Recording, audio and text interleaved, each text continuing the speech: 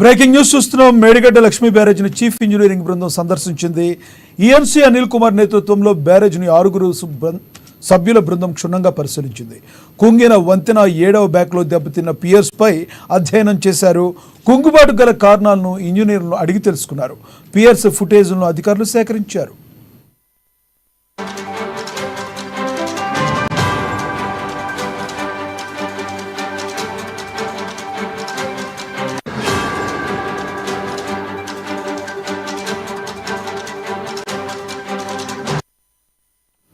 Medigadda Lakshmi బ్యారేజ్ని chief engineering బృందం సందర్శించింది. ENC Anil Kumar నేతృత్వంలో బ్యారేజ్ని 6 సభ్యుల బృందం క్షుణ్ణంగా పరిశీలించింది. కుంగిన వంతెన 7వ బ్యాక్లో దెబ్బతిన్న పియర్స్ పై అధ్యయనం చేశారు. కుంగుబాటు గల కారణాలను ఇంజనీర్లను అడిగి తెలుసుకున్నారు. పియర్స్ ఫుటేజ్లను అధికారులు సేకరించారు. ఇదే విషయానికి సంబంధించి మరింత సమాచారాన్ని మా ప్రతినిధి రాంబాబు లైవ్ ద్వారా అందిస్తారు. రాంబాబు, చెప్పండి. అనిల్ కుమార్ నేతృత్వంలో బ్యారేజ్ని 6 సభ్యుల బృందం క్షుణ్ణంగా పరిశీలించినట్టుగా మనకు తెలుస్తుంది. 7వ బ్యాక్లో దెబ్బతిన్న పియర్స్ పై అధ్యయనం చేశారు కదా, వాళ్ళ యొక్క రిపోర్ట్ ఎలా ఉంది? లక్ష్మీనాథ్ ఇంజనీరింగ్ అధికారులు ఈ రోజు మేడిగడ్డలోని లక్ష్మీ బ్యారేజ్ ను పరిశీలించడం జరిగింది. ఇంజనీరింగ్ చీఫ్ అధికారి engineering chief general ENC Anil Kumar నేతృత్వంలో 6 సభ్యులతో కూడినటువంటి బృందం ఈ రోజు మేడిగడ్డ లక్ష్మీ బ్యారేజ్ అయితే పరిశీలించడం జరిగింది. ఎన్డీఎస్ఏ ఇచ్చినటువంటి రిపోర్ట్ ఆధారంగా ఈ యొక్క మేడిగడ్డకు సంబంధించినటువంటి పనులు అయితే కొనసాగుతున్నాయి.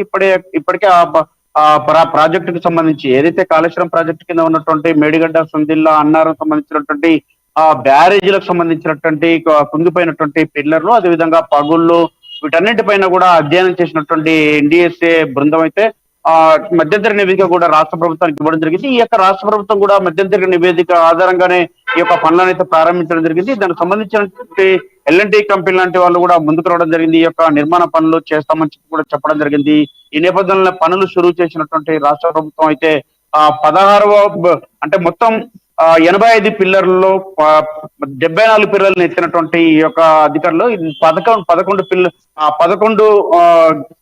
బ్యారేజ్లోని 11 పిల్లర్ల దగ్గర ఈ గేట్లను ఎత్తేటువంటి మొత్తం 85 గేట్లలో 74 గేట్లు ఎత్తినటువంటి అధికారులు 11 గేట్లను ఎత్తడానికి చాలా ఇబ్బంది అవుతుంది. దీంట్లో కూడా 7వ బ్లాక్ సంబంధించినటువంటి 16 నుండి 21 వరకు సంబంధించినటువంటి ఈ యొక్క పిల్లర్ లో మొత్తానికైతే 16వ గేటును అంటే 15 గేటును ఎత్తినా కానీ 16వ గేటుకు సంబంధించి ఎత్తేటువంటి క్రమంలో భారీ శబ్దాలు రావడం, అదేవిధంగా బుంగ ఏర్పడడం, అదేవిధంగా కుంగిపోవడం లాంటివి జరుగుతూ ఉన్నాయి. అదేవిధంగా 20వ గేట్ ఎత్తేటువంటి సందర్భంలో కూడా దానికి సంబంధించి అక్కడ కూడా కుంగిపోయినటువంటి పరిస్థితి ఏర్పడుతుంది. దీన్ని 25,000 బస్తాలతోటి, ఇసుక బస్తాలతోటి ఇప్పటికే అది నింపేటువంటి ప్రయత్నం చేసినటువంటి పరిస్థితి ఉంది. మొత్తానికైతే దీనికి సంబంధించి ఒక గేట్లను ఎత్తాలని చెప్పేసి ఎన్డీఎస్ఏ నివేదిక ప్రకారము ఆ సూచనల మేరకు అయితే రాష్ట్ర ప్రభుత్వం పనిచేస్తా ఉంది. కానీ అక్కడ వీలుపడేటువంటి పరిస్థితి లేకపోవడంతో ముఖ్యంగా 20వ పిల్లర్ సంబంధించినటువంటి గేట్లు ఎత్తాలంటే చాలా ఇబ్బందికరమైనటువంటి పరిస్థితి ఏర్పడ్డది.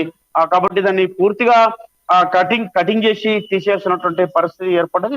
మొత్తానికైతే మిగతా 3 అంటే 18 నుండి 21లో మిగతా 3 17 అంటే ఆల్రెడీ 17 ఎత్తడం జరిగింది. ఇది 18 ఈ 16 పిల్లర్ సంబంధించినటువంటి 15 పిల్లర్ సంబంధించినటువంటి వాటిలో ఇప్పటికే కొన్ని శబ్దాలు రావడంతో మిగతా 7వ బ్లాక్ సంబంధించినటువంటి వాటిలో 18 నుండి 21 దాంట్లో ఉన్నటువంటి 20వ పిల్లర్ చాలా ఇబ్బందికరంగా ఉంది. 3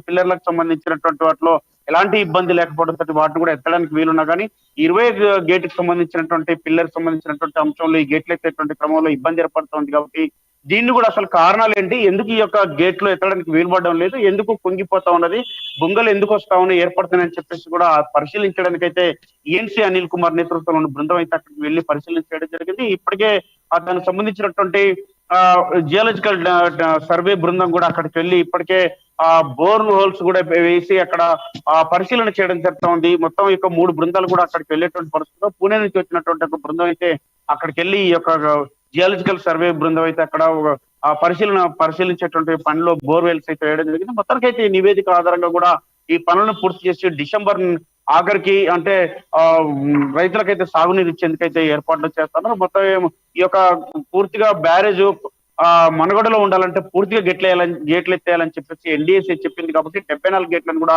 ఇప్పటికే ఎత్తివేయడం జరిగింది. 11 గేట్లలో ఇబ్బందులు ఏర్పడుతున్నా కానీ వీటి కింద ఉన్నటువంటి మొత్తం కూడా ఇటు ఏది పగులు రావడం కానీ లేకపోతే దీనికి సంబంధించి బుంగలు ఏర్పడినటువంటి అంశంపైనే ఆ అధికారులు దృష్టి సారించడం జరిగింది. ఇప్పటికే దీనిపైన జలసౌధలో కూడా సమీక్ష సమావేశం నిర్వహించినటువంటి ఈఎన్సీ అనిల్ కుమార్ నేతృత్వంలోని బృందం మరొకసారి కూడా ఇవాళ మేడిగడ్డకి వెళ్ళైతే దీనికి సంబంధించి ఆ పరిశీలన కొనసాగిస్తా ఉన్నారు. లక్ష్మీనాథ్. Thank you Rambabu.